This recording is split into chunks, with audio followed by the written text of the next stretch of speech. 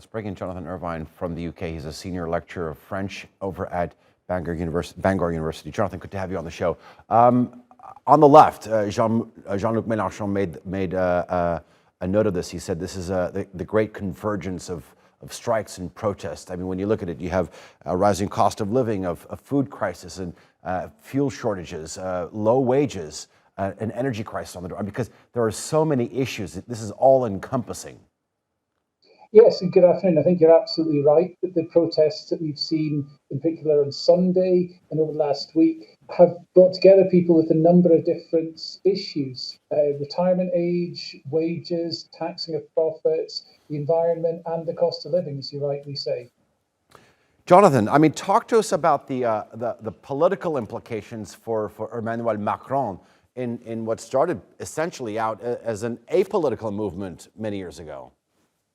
Well, I would say that the protests we've seen over the last week are something within which people who identify with the Yellow Vest movement, the Gilets jaunes, have been present, but the protests within the last week or so are much more closely aligned with the left, with trade unions, and indeed various left-wing political parties, notably led by Jean-Luc Mélenchon, are trying to use this as the start of a series of social protests from which they could potentially gain and challenge Emmanuel Macron, who, one must remember, his government position is a lot weaker than it was prior to the elections earlier this year.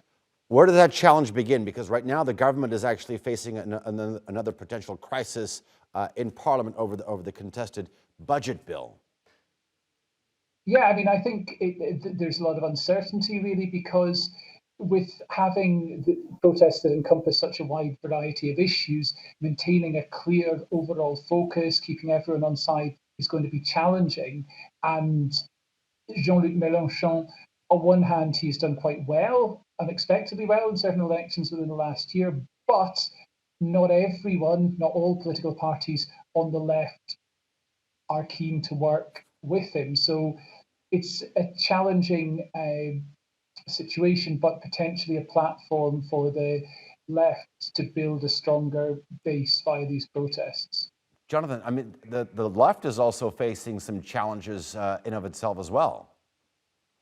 Yeah, I mean, I think that the mainstream left-wing party, the Parti Socialiste, and the mainstream right party, main centre-right party, traditionally the party now known as Les Républicains, did spectacularly badly in both the presidential elections and the last legislative elections, and now Macron's party is weakened. So it is quite a complex time for French party politics, and it's quite unpredictable in a lot of ways due to both domestic and international events.